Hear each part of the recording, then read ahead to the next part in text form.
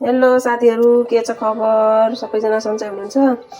आज चाहिँ म सुत्केरी मसला बनाउन सामानहरू रेडी गरेको। तपाईहरू कसैले आउँदैन भने यो भिडियो हेरेर सक्नुहुन्छ है। बनाउनलाई एकदम सजिलो छ, घरमै बनाएको राम्रो पनि हो। घरमा जसलाई आउँदैन त्यो यो भिडियो हेरेर बनाउन सक्नुहुन्छ। म चाहिँ यसरी बनाउँछु। मैले आफै बनाएर कतिपल्ट खाइ पनि सकेको छु। एकदम धेरै दिनसम्म पनि जान्छ, ढुसी पनि लाग्दैन मैले बनाएको तरिकाले बनाउनु भयो भने। यसमा चाहिँ सबभन्दा मेन चाहिने भनेको यो सुवा हो, ज्वानो, मेथी, कालो जिरा अनि नट्सहरू तपाईँसँग जे छ त्यो हाल्न सक्नुहुन्छ होइन। मसँग भएको यति थियो, मैले हालेँ। अब चाहिँ म कराई तातिन बसालेको छु। त्यस पछाडि म अब यो ज्वानो, सुवा अनि मेथी अनि कालो जिरालाई पहिला भुट्छु। त्यस पछाडि मिक्सरमा फ्राई गरेर मिक्सरमा पिसेर तपाईँहरू हेर्न सक्नुहुन्छ। म ज्वानो भुट्न थालेँ। अब ज्वानोलाई हल्का भुटेर सबै ज्वानो, मेथी, कालो जिरा अनि सुवा सबैलाई भुटेर अनि मिक्सरमा पिस्छु।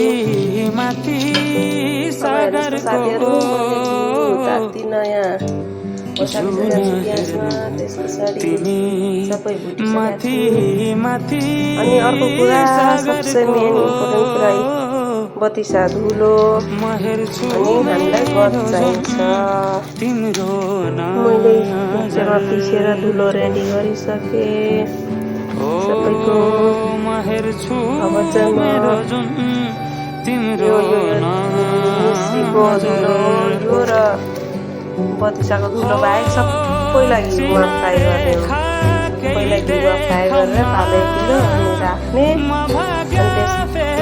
अब मैले फ्राई गरेर निकालिसकेँ। अब यो सिलाइ पनि सक्यो। अब यसलाई हल्का मिक्सरमा हालेर पिस्छु।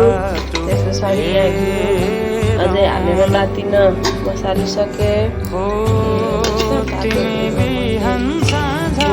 पकाएपछि अब यो ग्यास बन्द गरिदिने,